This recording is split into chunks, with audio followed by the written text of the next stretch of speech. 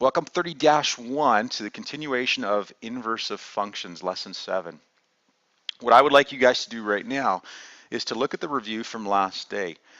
Obviously, I want you to just highlight what we talked about last day. There were the methods that we established last day to determine the inverse of a function. Reversing sets of ordered pairs, reflecting that line, we showed the overhead, and interchanging x and y in the equation. And we're going to carry on that work we did yesterday. What I would like you to do right now is to ponder those three things there, and whoever you're sitting beside, I would like you in your own words to describe those key points of an inverse. Those 3 points right there, I want you to ponder. Last day we talked about vertical line test. Taryn was an expert at that, and so now we're going to continue our work with that. I want you to take a minute, pause the recording, and come back and write a self-explanation for each of those key points. So we've done some self-explaining, and hopefully now with your partner or group, you've got a better understanding for those concepts. Now, we're looking at actually a circle here. And this one, we're going to go through what we talked about yesterday with this circle. If you were to graph this circle, and this is beyond what we've done, we used to do this in Math 30, so I'm just going to help you graph this. X minus 3 squared is a circle, and just follow what it says there. It happens to be a circle with the center of 3, 0, and a radius of 3. So why that is, that's not a concern to us. But if you go over 3 and 0, so we're going to go to 1, 2, 3, 0, and we put a dot there. This is the blue circle. That's my original circle, and now it has a radius of 3, so 1, that's the center of the circle. And so now I go 1, 2, 3, there's a end of it, 1, 2, 3. Then I go 1, 2, 3 up, and 1, 2, 3 down. That doesn't look like I counted it very well. I didn't. There we go. So there's my original circle right here. There's my original circle right there. I have graphed that. Now it says, describe how to draw the graph of the inverse.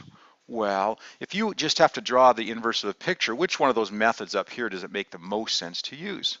Well, we've got a bunch of points there. We may as well just take the inverse of all of those points that we just drew. All of these critical points. So this one, and this one, and this one, and this one are not that one.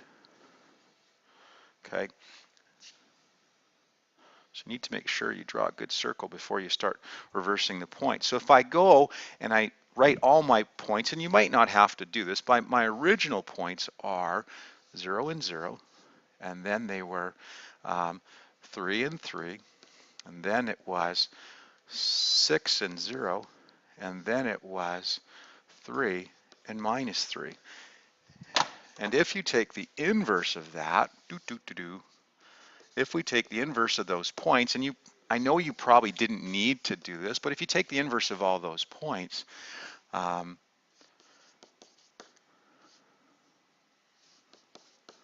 then plot them,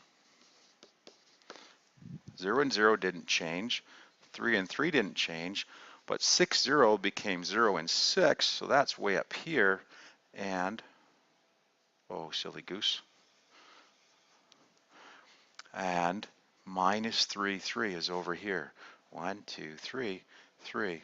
So now we draw my new circle.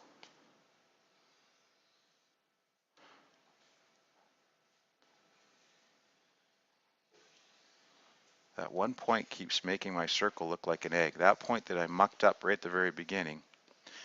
Okay, so now I've drawn, and you can make your circle look better than mine. So now I've described, I guess I haven't really described how I did that, but I just interchanged my x and y values to create my inverse. I don't necessarily know the equation of that, but that's okay. All right, so I was able to draw the circle. I can now do the inverse.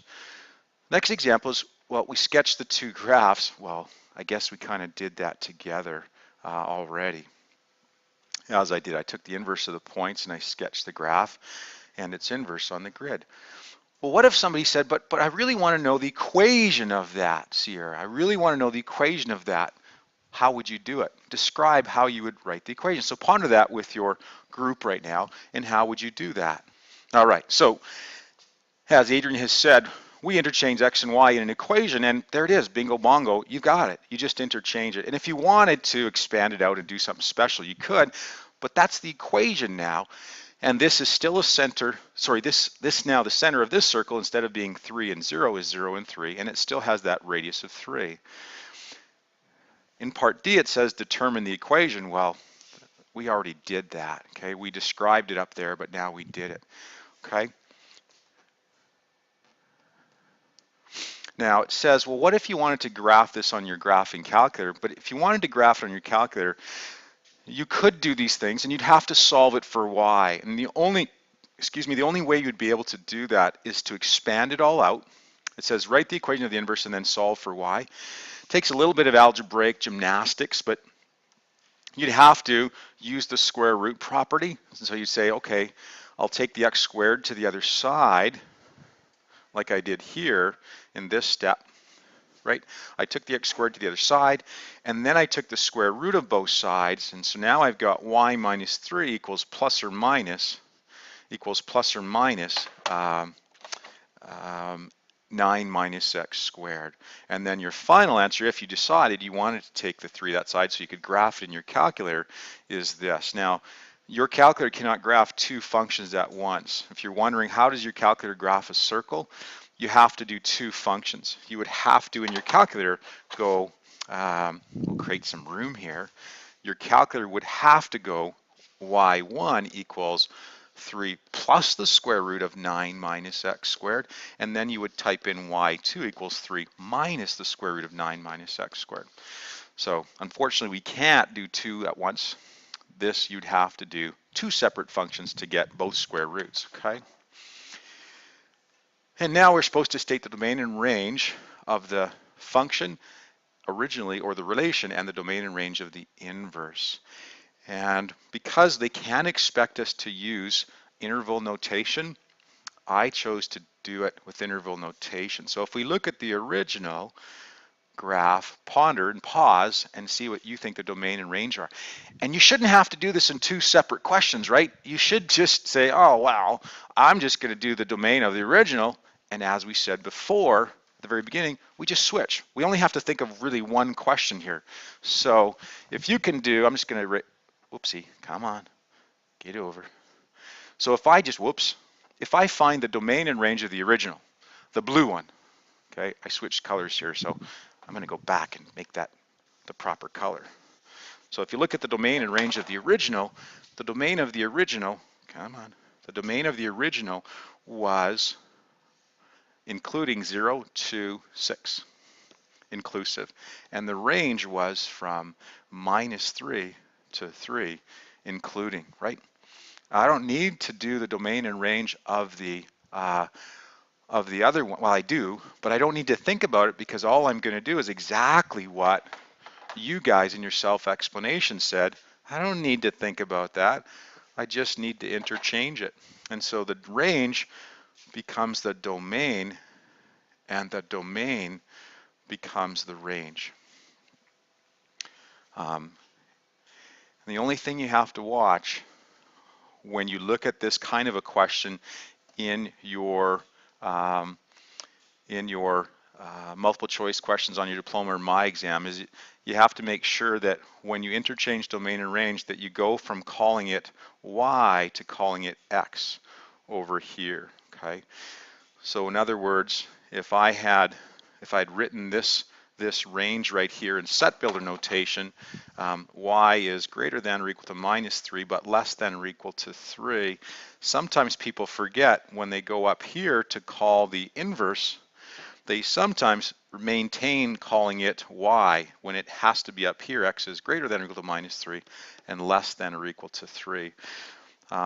Because one of the distractors on the diploma exam would definitely be y is greater than or equal to -3. So this next little part is just about using notation to write inference. It's a picky little rule, but it's important.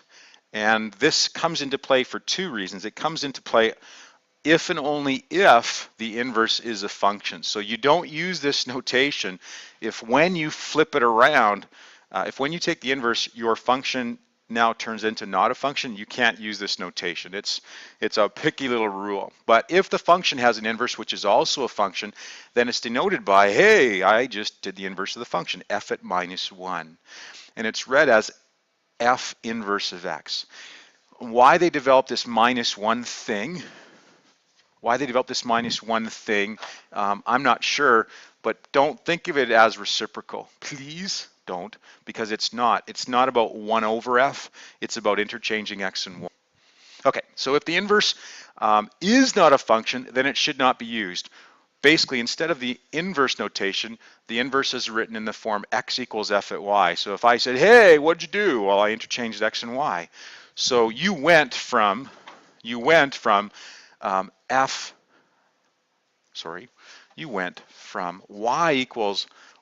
equals f at x to x equals f at y, which is obviously an inverse, but it's not a function, so you're not allowed to call it f at minus 1.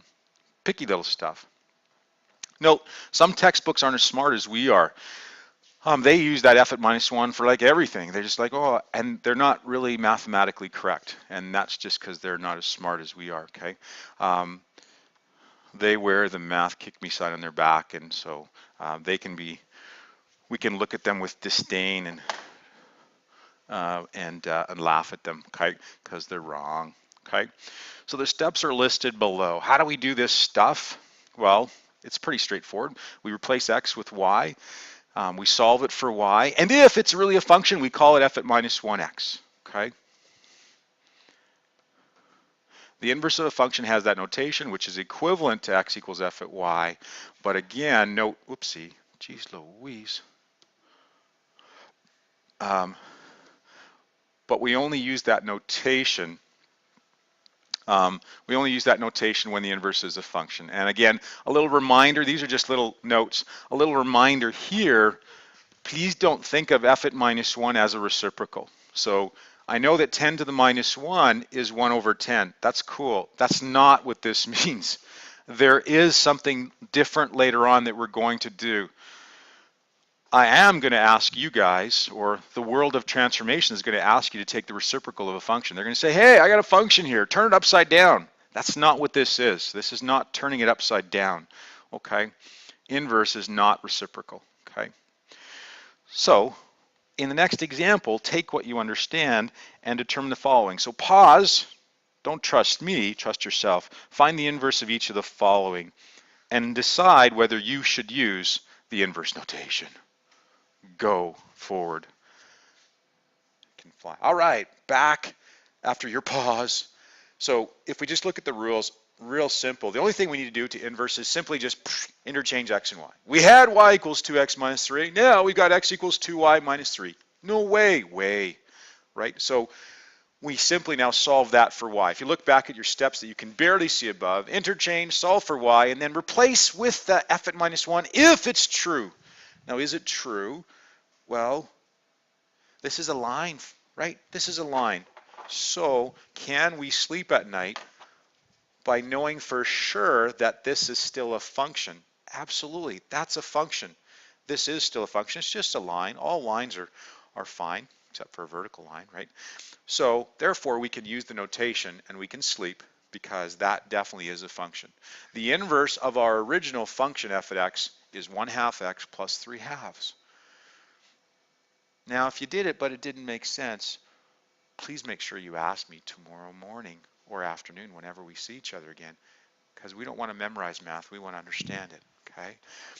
So in the next one, you've got y equals x cubed plus 4. Follow the same pattern and take the inverse. Well, what's the inverse? The inverse, I simply interchange.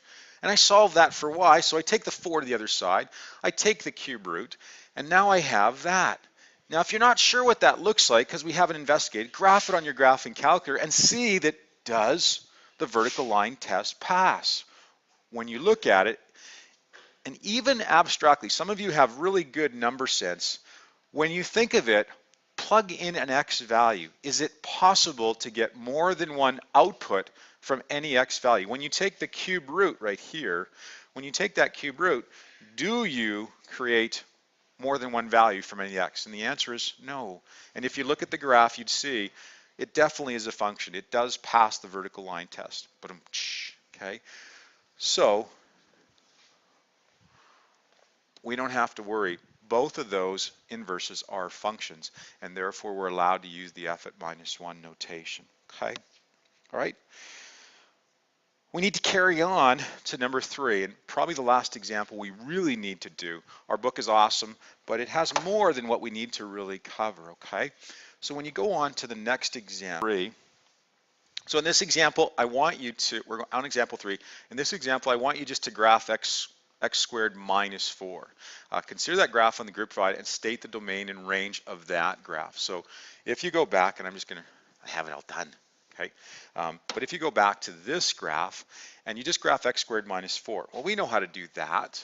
I'm going to graph the, oopsie, I want that to be blue. I'm going to graph that original as 1, 2. So each of these are 2 units, and this will be over. That's 2. So over 2, and it should be at 4. So that'll be right here and here. So this will be the graph. And again, only because that's 2, 4. So this is the graph of f at x.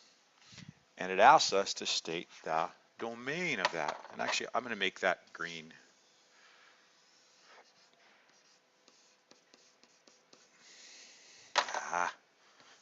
Mr. K, make up your mind.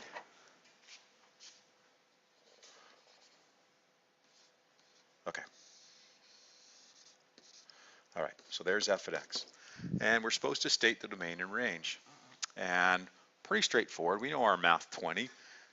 The domain of that is x is greater than real numbers and y such that y is greater than or equal to -4. And now follow your steps from before and determine x equals f at y and solve for y. Okay, so find the equation of that. Pause, don't trust me. Oh, back with us again.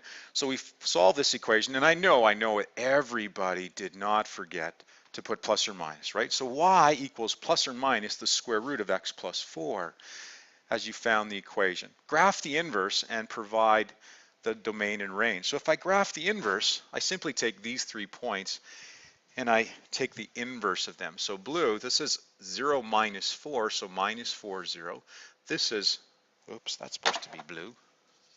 There's minus 4, 0. This point right here is minus 2, 0, so that'd be 0 minus 2. And this point is 2, 0, so that would be 0, 2. So now we have a graph, an inverse, that looks like this. Beautiful. Wow, I got to make that. Okay, so this is now x equals f at y. Now the question is, should we call this a function?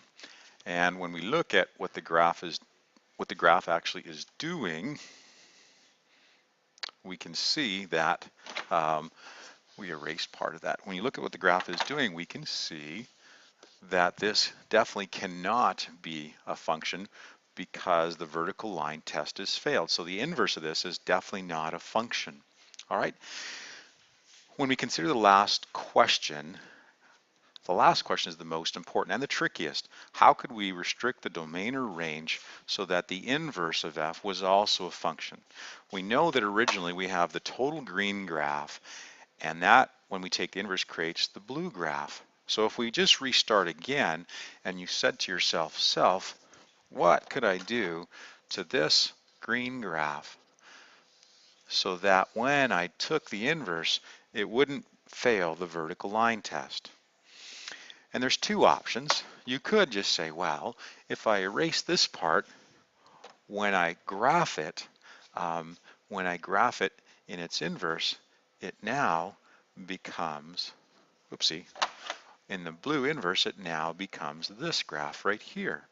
Well, that's great. That is a function. Or another option would have been for you to say, well, if I had this total green parabola, I could say, well, in order for my inverse to be a function, I could erase the left half of the graph. Whoopsie, we don't want to Skype right now. I could erase that part of the graph, and then I'm going to have this be my inverse. Both of those graphs do not violate the vertical line test, right? So you need to decide which one you do. If what I decided to do was I decided to take only the left half of the graph, and this is only one option, and therefore my new graph would look like this. So my restriction on the domain so that it maintained a function would be x such that x is less than or equal to 0, x is an element of reals, and y is greater than or equal to -4, but with this restriction, which only takes half of the original f at x, it allows us to have a function that doesn't violate the vertical line test. All right, we'll see you next day in class with your critical questions about what makes sense and what does not make sense in this lesson.